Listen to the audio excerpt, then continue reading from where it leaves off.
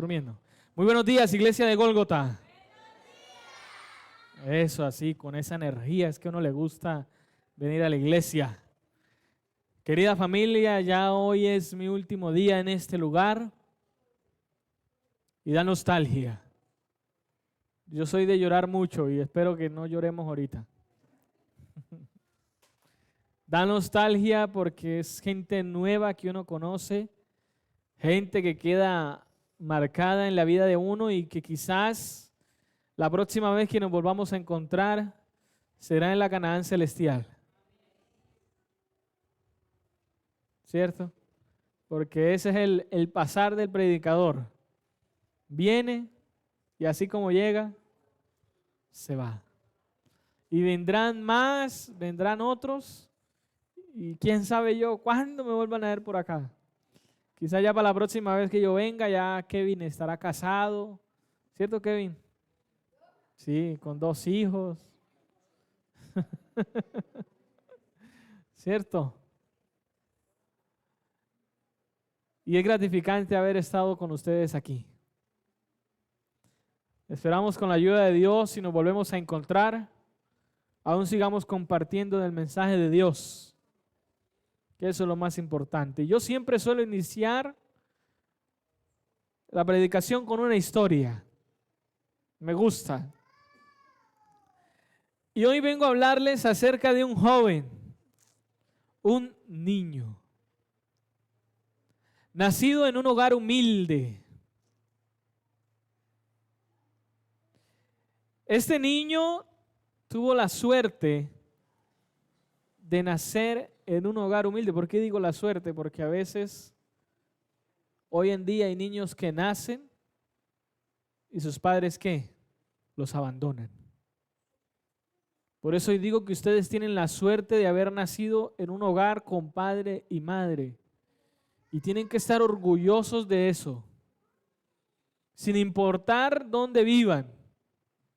Tienen que estar orgullosos porque hoy en día hay muchos niños que lastimosamente terminan ¿en dónde? En hogares de paso.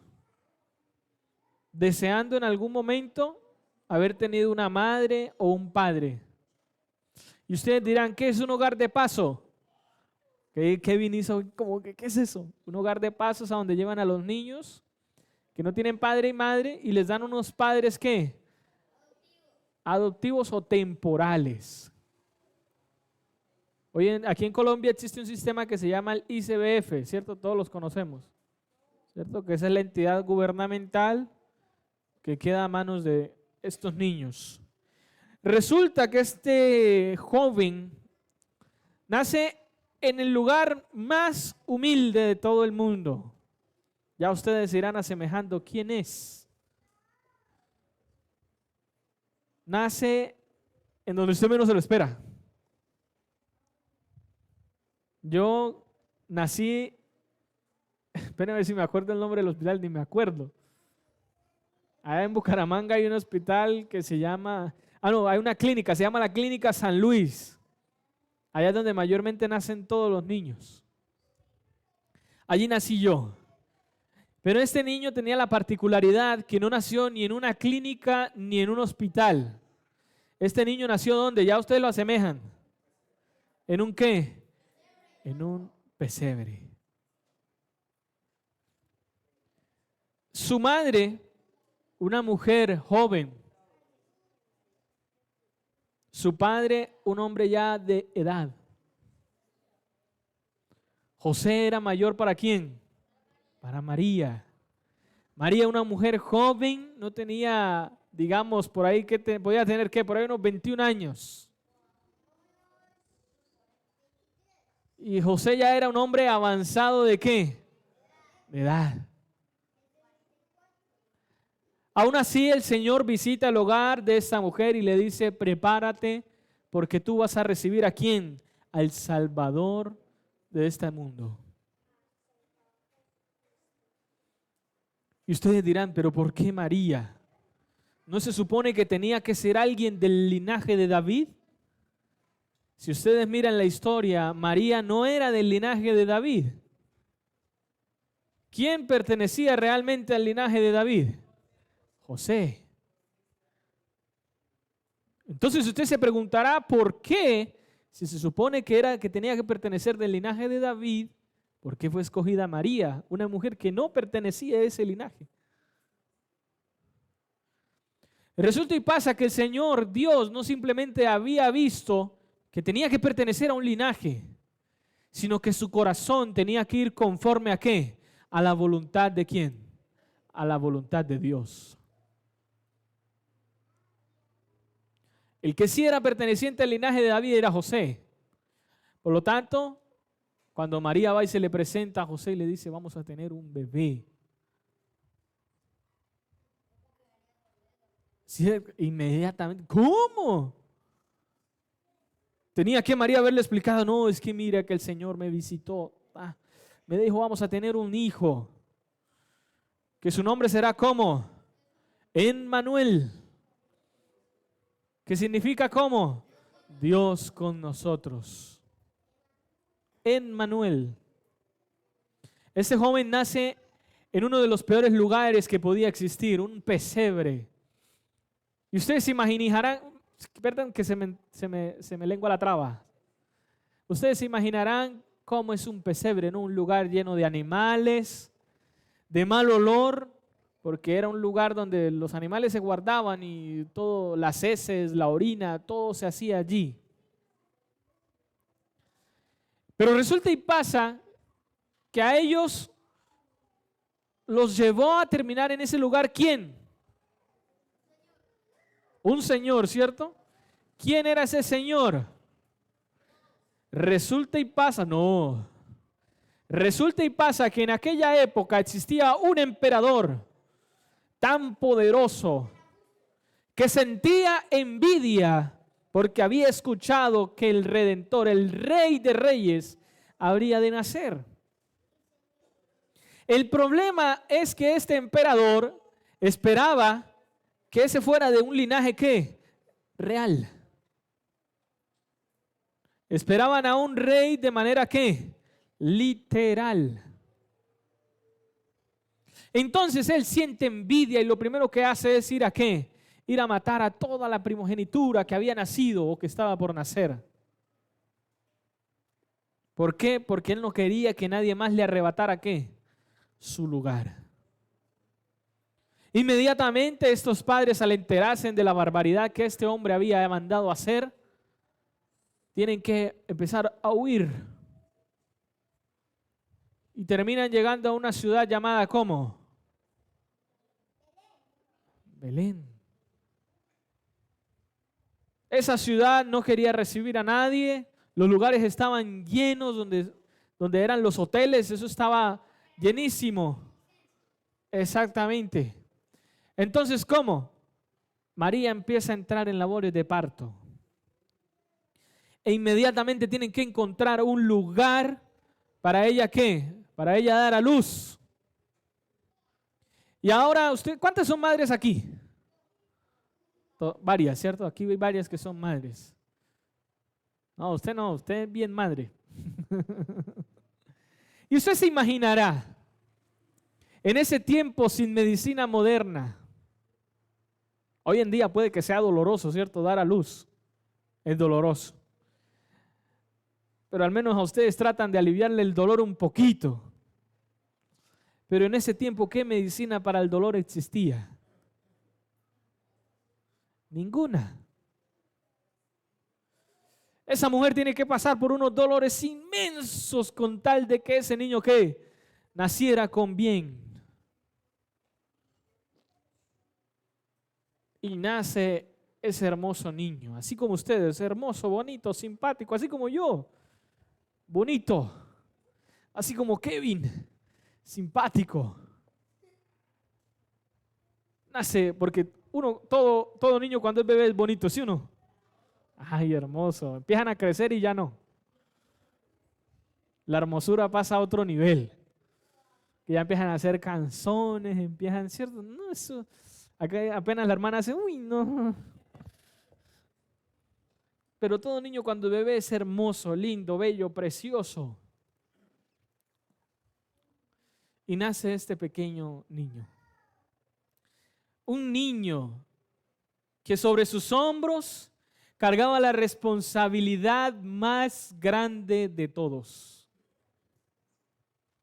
Un niño que sobre su cabeza tenía que cumplir sin reproche la voluntad de ¿quién? De Dios. Y dígame usted hoy en día, ¿qué responsabilidad grande tiene usted en su hogar como niño?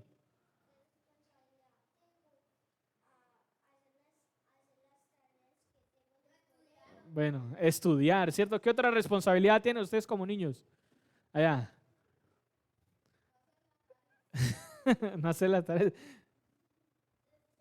Respetar, muy bien. ¿Tú? Sí, que alzó la mano, sí. Ah, estudiar, allá atrás. No decir grosería, muy bien. ¿Cómo? No hacer pereza, muy bien. Esas son las, aquí, a ver, que los niños opinen, a ver. Cuidar a los niños chiquitos. Cuidar a los hermanos menores. Ayudar a nuestros papás. Esas son las responsabilidades más mínimas que recibe uno como niño. Tú. Sin palabras, dijo, se quedó sin palabras. Otros dirán bis. Yo repito lo mismo que dijo el otro.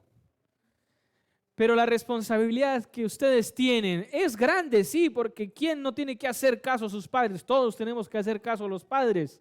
Todos tenemos que respetar a nuestros hermanos. Todos tenemos que respetar a nuestros semejantes, cumplir con nuestras labores del hogar, ayudar a la familia, ayudar a nuestro padre y madre.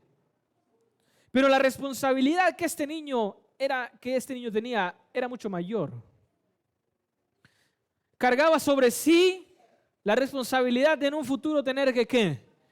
Que morir. Y la historia bíblica sigue avanzando con este joven y nos muestra que tuvo una niñez bonita. Un padre que estuvo con él, que le enseñó lo que es la responsabilidad. Una madre que le enseñó lo que es el mensaje de Dios. Unos padres que estuvieron en su infancia presentes siempre, demostrándoles al niño la responsabilidad que él tenía, permitiéndole crecer en su infancia, sí, jugar, ¿cierto? Como los demás, divertirse, jugar con otros menores como él quería, porque era un niño. Pero llega a una edad en donde él tiene que enterarse que qué y cambiar su mentalidad. Resulta y pasa que este niño a los 11 años se le pierde ¿de quién? De sus padres. ¿En dónde? En el templo. Y tiene que estos padres salir corriendo a buscar a su hijo porque su hijo se había perdido. Y los padres pensarán, no, él estará jugando, él estará por ahí, quién sabe en dónde se desconcentró y se fue por allá a jugar. Pero resulta y pasa que cuando estos padres encuentran a este niño, estaba hablando con ¿quiénes? Con personas aún mayores. Y la respuesta de este niño a cualquiera deja consternado. Los padres simplemente preguntarán, ¿y usted qué estaba haciendo? Lo que el niño responde es que en los trabajos de ¿qué? De mi padre me corresponde estar. A la edad de 11 años, él ya había entendido que su responsabilidad era mucho mayor.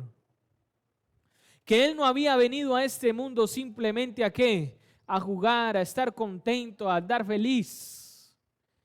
Él había entendido que había venido a este mundo a cumplir el propósito por el cual su padre le había enviado. De ahí no volvemos a saber más nada de Jesús, porque la historia bíblica ¿qué? Toma una pausa y avanza años en el tiempo. ¿Cuándo volvemos a ver a Cristo Jesús? A los 30 años. Y allí la historia empieza con su primer ¿qué? Su primer milagro. Cuando convierte el agua en vino, muy bien, estos jóvenes están conectadísimos. Ahí empieza el ministerio de Cristo Jesús. Años de preparación, años de estudio. Años donde él había entendido que Cristo Jesús, que él mismo tenía que cumplir la misión que su padre le había encomendado. Y empiezan 3 años de ministerio, donde nosotros nos fascinamos de las historias, donde nosotros encontramos a través de la palabra milagros tan maravillosos.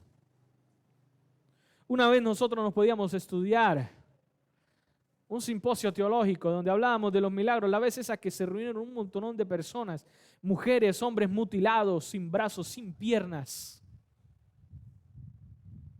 Y los estudiadores bíblicos decían que era tanta la capacidad de milagros de Cristo Jesús que tenía la capacidad de volver a regenerar un brazo o una pierna.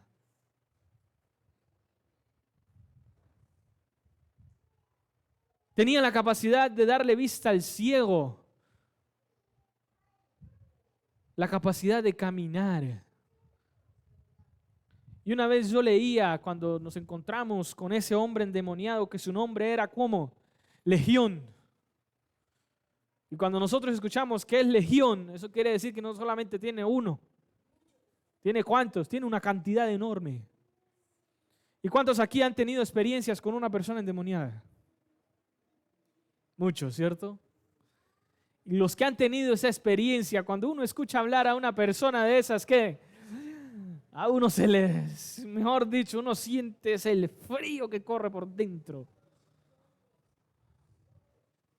Y si esa persona solamente tiene uno, yo me pongo a imaginar cómo sería de ese hombre que tenía miles de demonios dentro.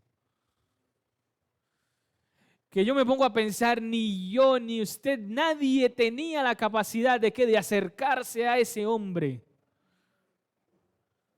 El único que tenía la capacidad de poder acercarse ahí, ¿quién era? Cristo Jesús. Porque yo puedo estar hoy aquí de pie predicando, pero mi corazón puede que no esté conforme a la voluntad de Dios. ¿Y yo con qué cara voy a hacerle frente a alguien así? Puede que yo termine también, ¿qué? Envuelto en eso. Y son muchos los milagros que Cristo Jesús hizo mientras estuvo en esta tierra.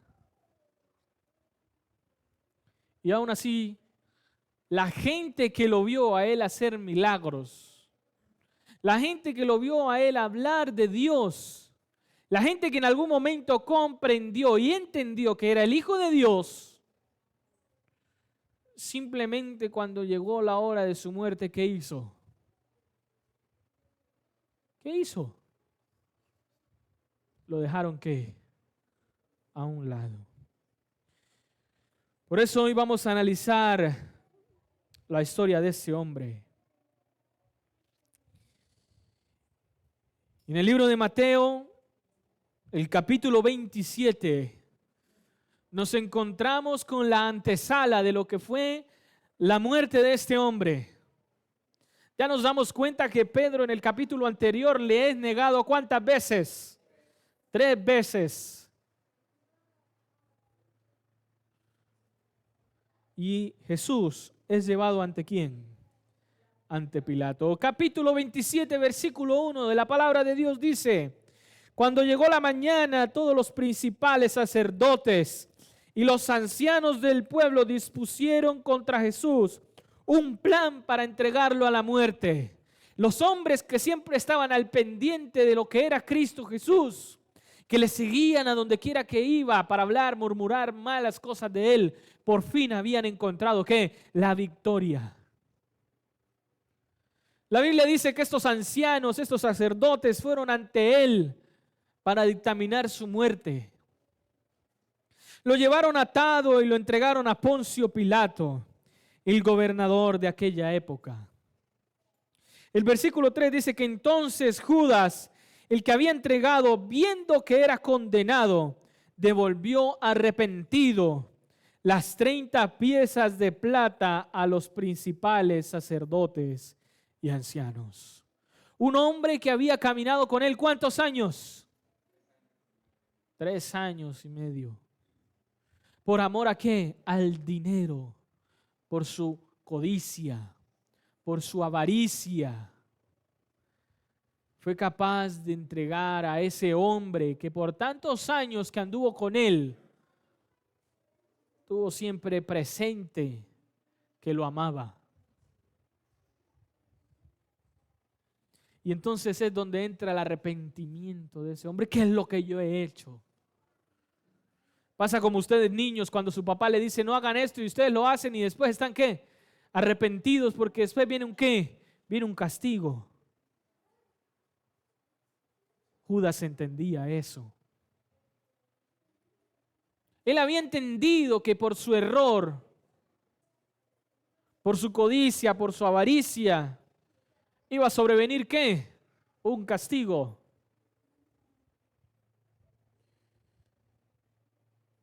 Pero entonces en el versículo 4 dice Judas diciendo, yo he pecado entregando sangre inocente. Pero ellos dijeron, ¿qué nos importa a nosotros? Allá tú. Para los sacerdotes ellos no le había interesado nada. Eso es problema tuyo. El culpable aquí, ¿quién es? El culpable eres tú, Judas, porque lo entregaste. Si tú no te hubieses puesto aquí a decir que yo lo voy a entregar, nada de esto hubiese sucedido. Ellos, como quien dice, se limpiaron ¿qué? Se lavaron las manos. Entonces, arrojando las piezas de plata en el templo, salió y fue y se ahorcó. ¿Hasta dónde nos llevan a nosotros las malas decisiones? Muchachos, esto no es de burla. Cuando ustedes y yo entendemos que estamos tomando malas decisiones, cada decisión mala que nosotros tomamos trae ¿qué? Una consecuencia. Si a usted su papá le dice no haga esto, es porque eso va a traer ¿qué? Una consecuencia. La consecuencia que le trajo a Judas, ¿cuál fue? Se ahorcó. Otros versículos bíblicos dicen que al momento de ahorcarse la cuerda se rompe y él se cae y rueda por una montaña. Su abdomen se revienta y sus vísceras ¿qué? Salen. ¿Hasta dónde puede llegar la consecuencia de qué? Del pecado.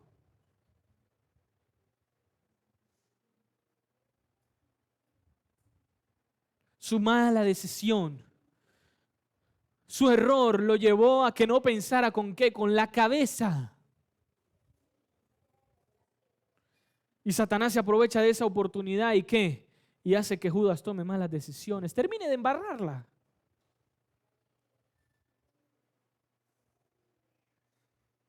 Él simplemente pensaba, Dios ahora me va a juzgar. Jesús, ¿con qué cara Jesús me va a ver a mí?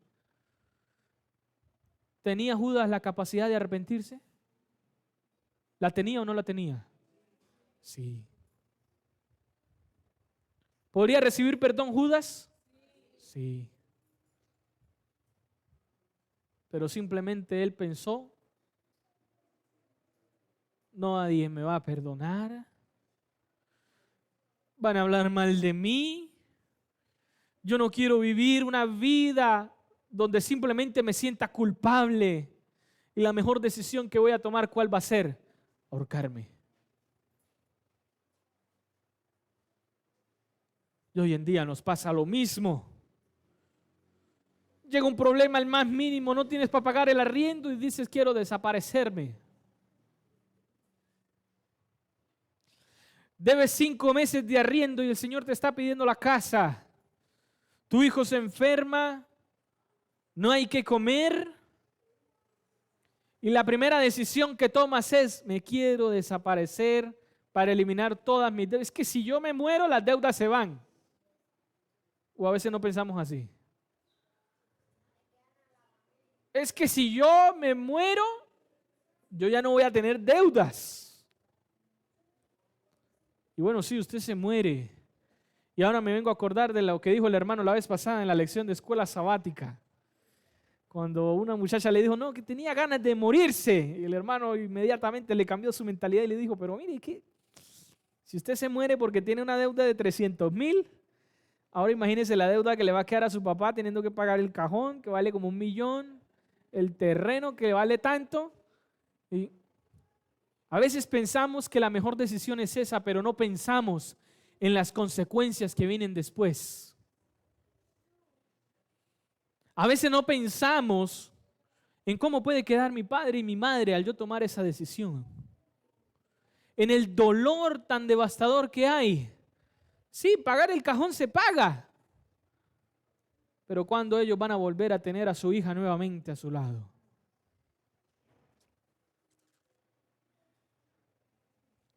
Dice la historia bíblica más adelante que los principales sacerdotes, versículo 6, tomando las piezas de plata, dijeron: no está permitidas echarlas en el tesoro de las ofrendas, porque es precio de sangre. Ah, cómo los ven a los descarados esos.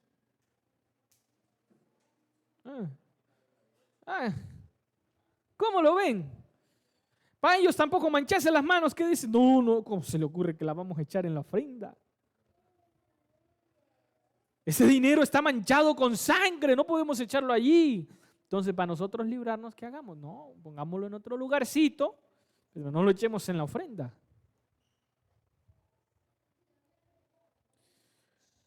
Y después en el versículo 7 de consultar, compraron con ellas el campo del alfarero. Ya ven con qué usaron el dinero. Para sepultar de los extranjeros. Para sepultar de los extranjeros. Por lo cual aquel campo se llama hasta el día de hoy, ¿campo de qué? De sangre. Así se cumplió lo dicho por el profeta Jeremías. ¿La muerte de Cristo Jesús estaba profetizada? Sí. ¿Hace cuántos años? Ahí no habían pasado 20, 30, 40 años. No, ¿cuánto había pasado? Los historiadores bíblicos dicen que había pasado ¿cuánto? Casi 400 años desde que Jeremías profetizó la muerte de Cristo Jesús. Cuando dijo, tomaron las 30 piezas de plata, eso fue lo que profetizó Jeremías. Precio del apreciado, según precio puesto por los hijos de Israel, y las dieron para el campo del alfarero, como me ordenó el Señor. Jesús pues estaba de pie delante del gobernador, y éste le preguntó diciendo: ¿eres tú el rey de los judíos?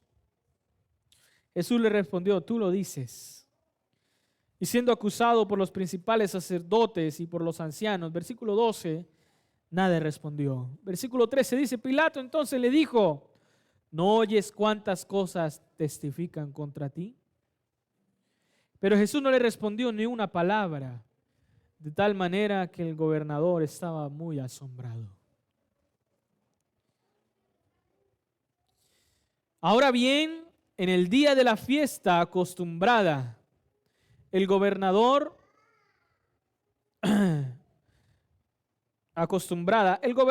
soltara al pueblo un preso, mandó a soltar al pueblo un preso, el que quisieran. Y tenían entonces un preso famoso llamado ¿qué? Barrabás. Reunidos pues ellos le preguntaron a Pilato: ¿a quién queréis que os suelte? ¿A Barrabás o a Jesús llamado Cristo? Porque sabía que por envidia lo habían entregado. ¿Por qué? Por simple envidia. Este hombre había conseguido más seguidores que aquellos hombres, sí. Movía multitud de personas, sí. Los dejaba mal cada vez que hablaba, sí, porque los dejaba mal. Entonces, por simple envidia, ¿qué?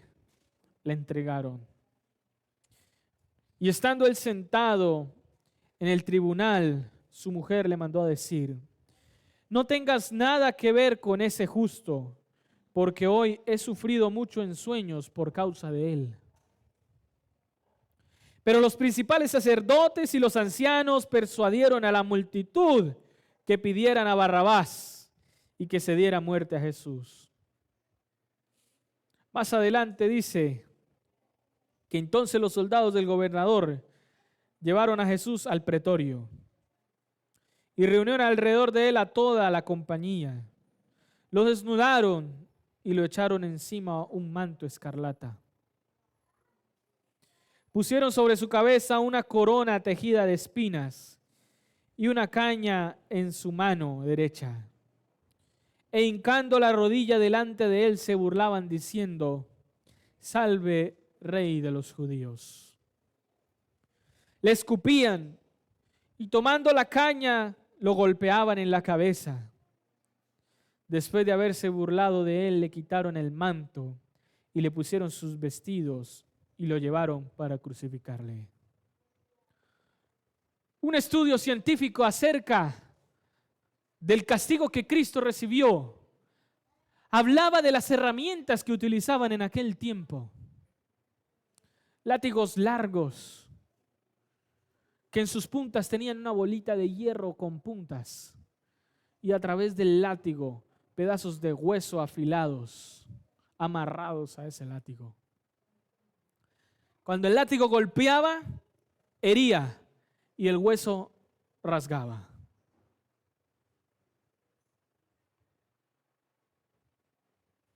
La mayoría de golpes que él recibió fue ¿en dónde? En su espalda. Dice este argumento científico que su espalda, la carne de su espalda era expuesta debido a los golpes recibidos. No era cualquier cosa, hermanos. No era hoy en día usted coger una brencha y pegarle. Eran armas dedicadas ¿a qué? A la tortura.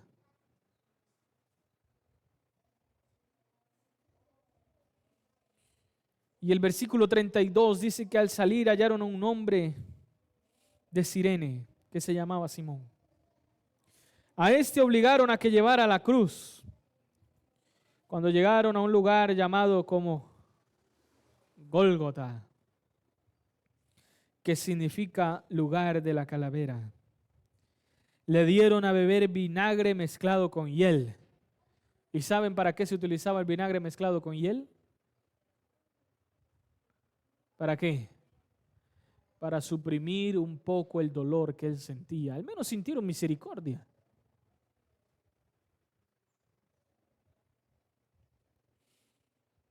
Y más adelante en el versículo 38 dice que entonces versículo 37, pusieron sobre su cabeza su causa escrita: este es Jesús, el Rey de los judíos.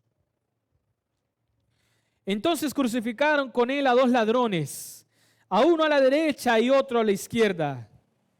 Los que pasaban lo insultaban, meneando la cabeza y diciendo: tú, el que derribas el templo y en 3 días lo reedificarás, sálvate a ti mismo, si eres hijo de Dios, desciende de la cruz.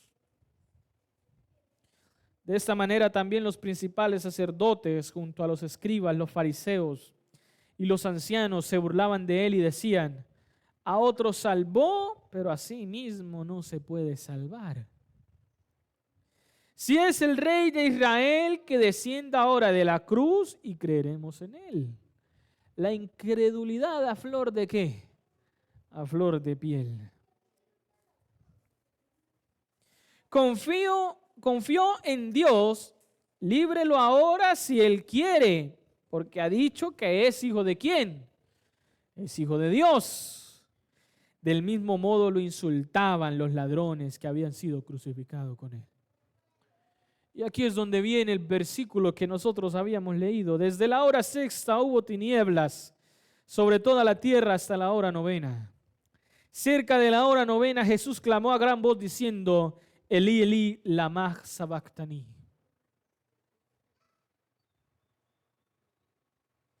El cielo se había cubierto de una oscuridad grande. El sol no tenía la capacidad de dar luz. Ese día la creación misma sentía el dolor de la muerte de Cristo Jesús. La misma creación, el segundo libro que nos relata a nosotros de la existencia, de la creencia de Dios, sentía el dolor por el cual Cristo Jesús estaba padeciendo.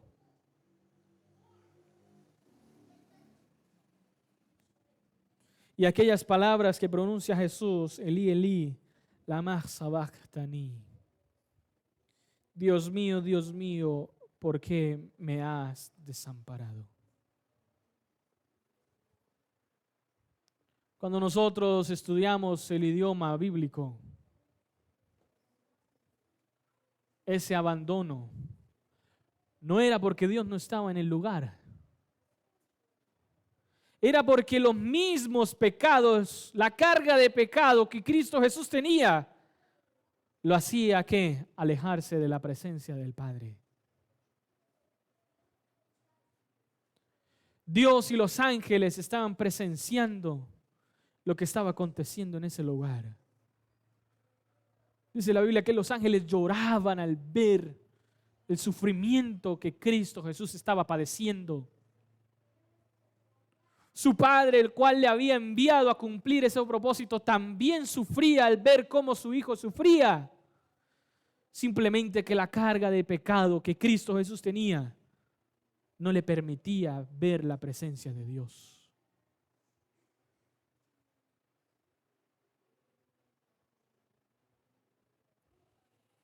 Y ustedes a veces dicen, ¿por qué Dios me ha abandonado?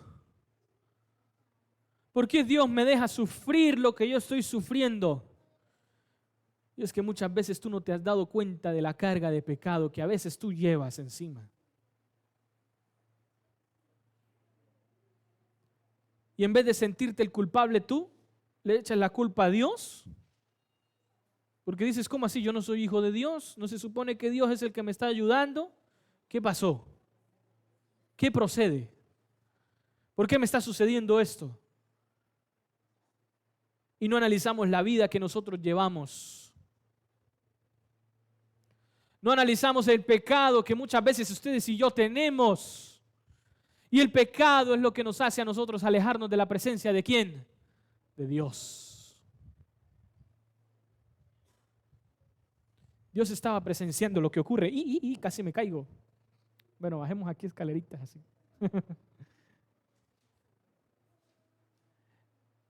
No era porque Dios se había ido. No era porque Dios dice, no, mi hijo está sufriendo mucho, yo me voy para la casa. No. Él tenía que ver que el propósito tenía que cumplirse. Y entonces Dios se aleja de mi vida, me deja solo. Problemas vienen, pero muchas veces no me doy cuenta de la carga del pecado que yo llevo, del pasado que muchas veces me persigue, de las cargas que tengo que llevar. Y a veces tenemos cargas propias y decidimos cargarlas de otros y más te sientes diminuto.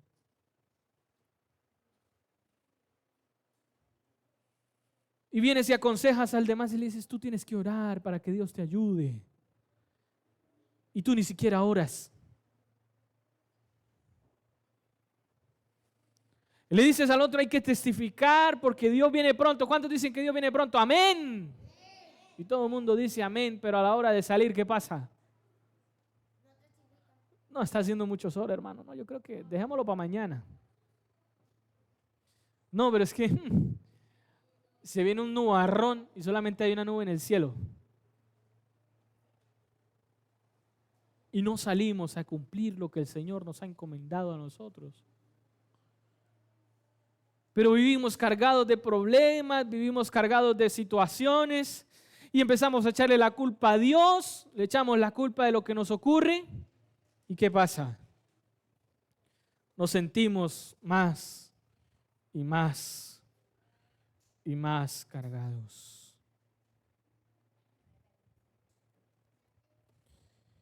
Y hermanos, no les leo esto porque simplemente quiero que escuchen. Porque a veces dejamos la muerte de Cristo Jesús en la cruz del Calvario como un acontecimiento normal que sucedió, sí. Cristo Jesús murió por mí, por ti, amén, aleluya, ya. Y todo queda en palabras.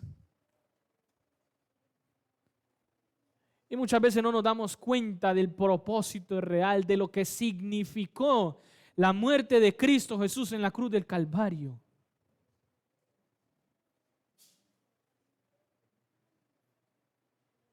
A través de esa muerte, ustedes y yo hoy tenemos la posibilidad de acceder al plan de salvación.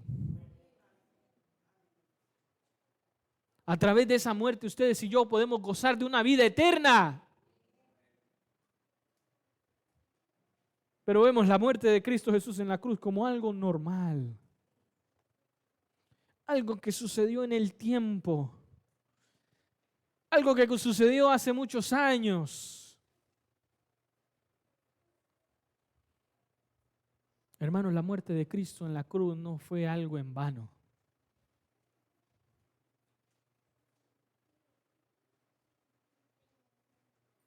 A veces lloramos, ay, pobrecito, todo lo que le tocó padecer. Nos echamos a lamentar, sufrimos también.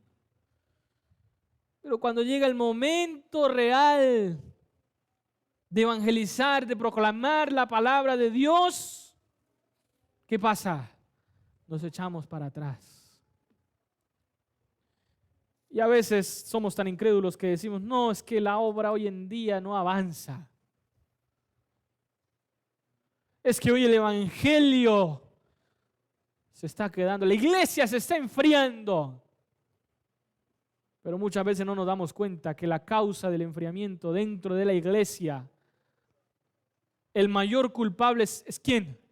Soy yo. No es el hermano que no viene, que viene cada un sábado al mes, no es el hermano que... No. El mayor culpable soy yo. Porque lo único que hago es criticar a ese hermano que no viene, que viene una sola vez al mes. Y en algún momento usted ha ido a la casa a visitarle, a preguntarle por qué solamente viene una vez al mes. Una de las mayores causas de la división dentro de la iglesia es el chisme.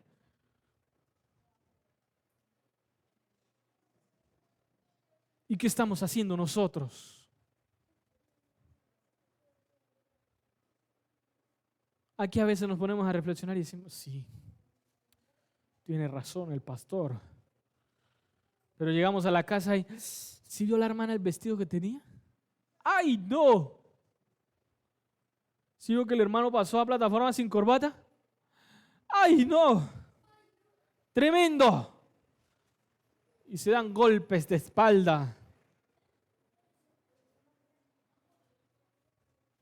Hermanos, es momento que tomemos en cuenta que la muerte de Cristo Jesús no fue en vano. Que nosotros hemos venido a este mundo con un propósito. ¿Y el propósito cuál es? De ir a llevar el mensaje a los que no lo conocen. Esta semana hemos visto milagros. Y yo quiero llamar aquí a Fanny y al joven. ¿Dónde está el joven? Ya allí lo veo. Quiero que vengan aquí al frente. Hoy delante de ustedes, iglesia, presento a estas dos personitas, un príncipe y una princesa. Bebés en el evangelio. Ellos han tomado la decisión de bautizarse. Eso, así. Ellos hoy se vuelven en unos bebés en el evangelio. Y ustedes saben que los bebés hay que ayudarles ¿a qué? Hay que ayudarles a caminar. Hay que ayudarles ¿a qué? A vestirse. Hay que ayudarles ¿a qué? A que entiendan y que comprendan el mensaje de la palabra de Dios. Ninguno nace en el evangelio sabiendo más que el otro. Todos tenemos procesos y van a tener que pasar por procesos. Se los muestro para que ustedes cuiden de estas dos personas. Yo me voy a ir. No sé cuándo vuelva a regresar, pero solamente quiero que cuando yo regrese no me entere de que la hermana Fanny se salió porque simplemente le criticaron cómo venía vestida. O que se salió porque no vino un sábado y nosotros no le visitamos nunca, ni se supo qué se hizo, y la hermana Fanny se fue. O porque este niño, acuérdense en que es un niño, está creciendo, aún tiene muchas cosas por aprender, por enseñar, y nosotros como adultos tenemos que, ¿qué? Que ayudarles.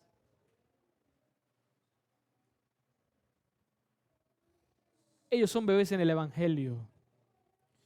Y hoy quiero que aquí delante de la iglesia vamos a tomar el voto bautismal antes de pasar a prepararnos.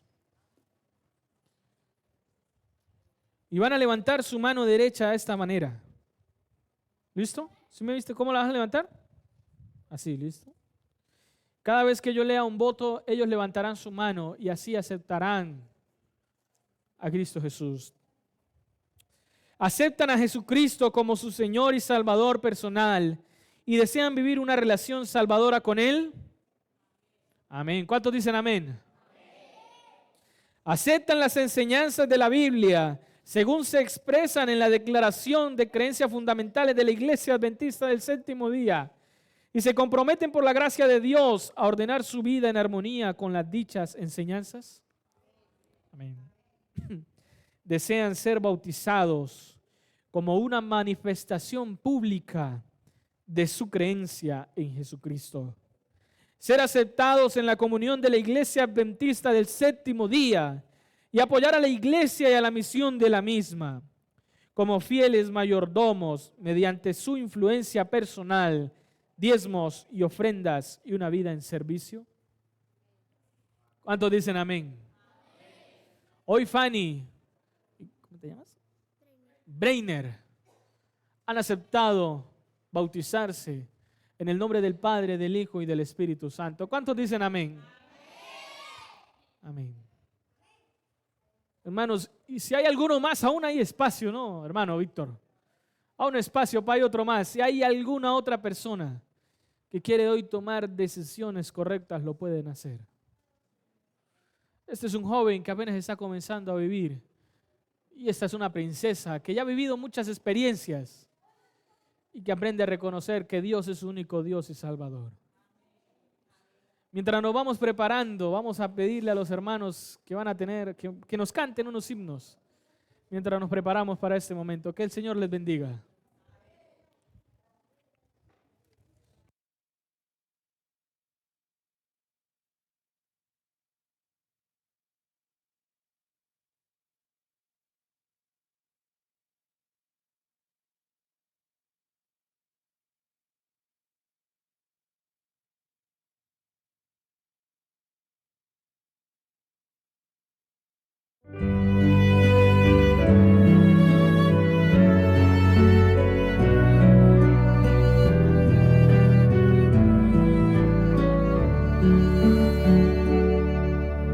Por nuestro Señor, unidos en verdad, lo adoramos con fervor. Nos toca vivir unidos por la fe, siempre Jesús nos guiará. Vamos al cielo. Espera, hay un lugar para ti. Contigo yo quiero cantar en el cielo. Vamos, mi hermano, al hogar. Al gran capitán habremos de seguir. La gran victoria cerca está,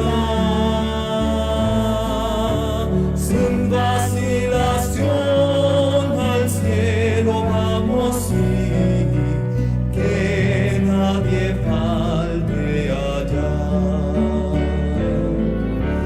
Vamos al cielo, Jesús nos espera, hay un lugar para ti.